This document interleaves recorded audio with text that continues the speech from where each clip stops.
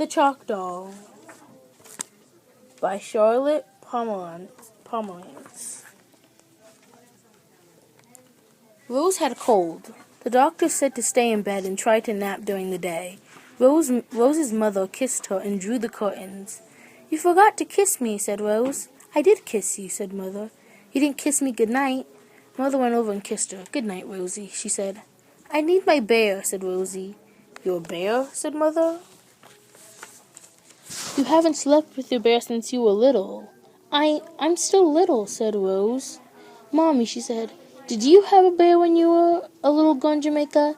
"No," said Mother, "but I had a rag doll."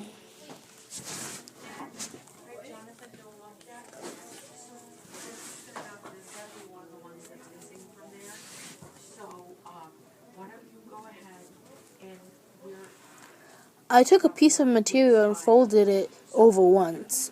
With a pencil, I drew the outline of the doll on the material. Then I cut along the outline and sewed the two sides together. Before I finished sewing up the head, I stuffed the doll with bits of rags. "Did you like your rag doll, Mommy?" "Yes, Rose, because I made it. But I liked the dolls in the shop windows more. We called them chalk dolls." "Did you ever have a chalk doll, Mommy?"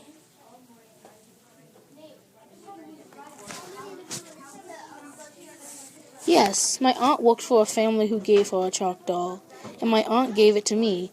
The doll was missing an arm, and her nose was broken." "Poor doll," said Rose. "Oh no," said Mother. "To me she was the most perfect doll in the world." "That's because she belonged to you," said Rose. Mother smiled. "Now try and rest," she said. "I'll bring you a glass of milk." Mother brought the milk. Rose drank half, then looked up. Did you like milk when you were a little girl?"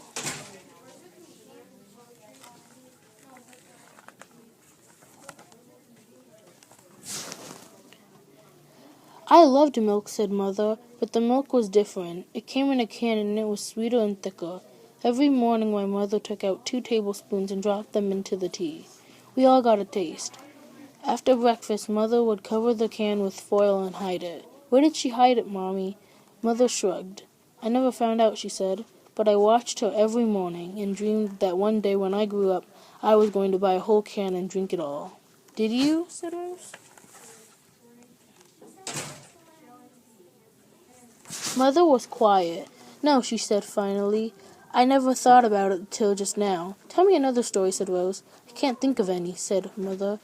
"Tell me the story of your birthday party." Mother looked puzzled. "My birthday party? We didn't have birthday parties." "What about the 3 pennies?" said Rose. "Oh," said Mother, "that time."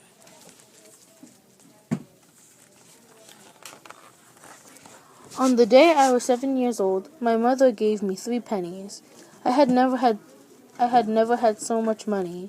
The pennies were cool and smooth in my hand. I went to a store and bought a little round piece of sponge cake for a penny.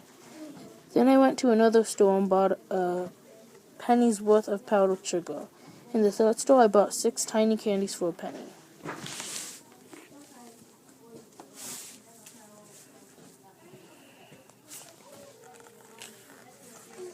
When I got home, I sprinkled powdered sugar on the top. I bet I know what happened then," said Rose.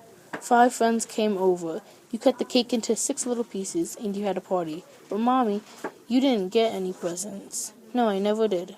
Never?" "Well," said Mother, I did if you count the pink taffeta dress."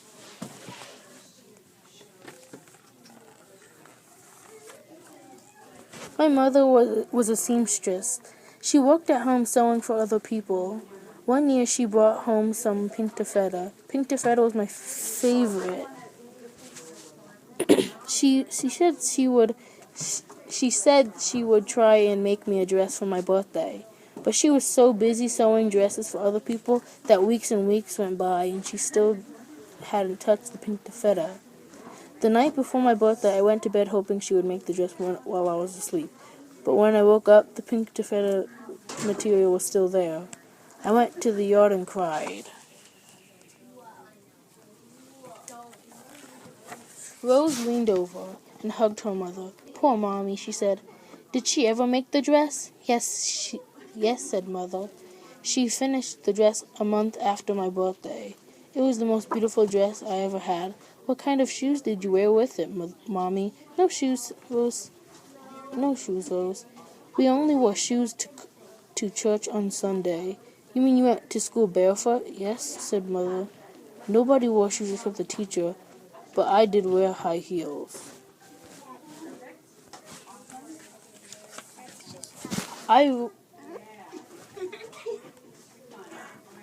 The road to and from school was paved with tar, and there were mango trees on both sides.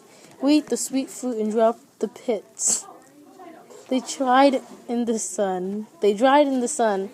We took the dried pits and rubbed them to the tar on the road.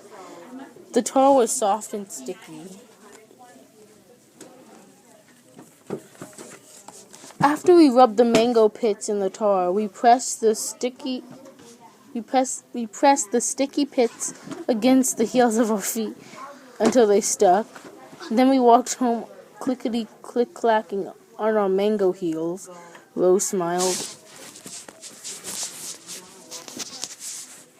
Then we walked clickety-click-clack, she said. You had fun when you were a little girl, didn't you, Mommy?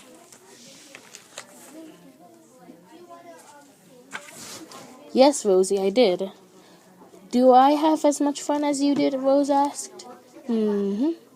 Said Mother. What do you think? I think I had fun too, said Rose. But there was one thing I'd like to have that you had. Rose got out of bed and went to the sewing basket in the hallway. She took out a needle and thread and a pair of scissors and some scraps of material. What are you doing? Said Mother. I'm getting ready. Ready for what, Rose? Ready to make a rag doll, but Rose, said Mother, you have so many dolls. I know, said Rose, but they are all chalk dolls. I never had a rag doll. Mother laughed. Poor Rosie, she said, and together they made a rag doll.